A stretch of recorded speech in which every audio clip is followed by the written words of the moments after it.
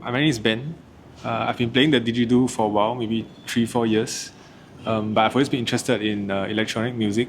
So yeah, I'm here to explore this aspect of production. Finishing a final product. I feel like it's fun to try and come up with something, kind of like jam with myself and come up with like interesting loops. But I feel like to really finish a piece, I guess it takes more work, and yeah, I guess that's like one of the harder parts of it. I guess not try so hard, not take it so seriously. I'm trying to have more fun with it, and I feel like when there's less pressure, it's easier to be creative.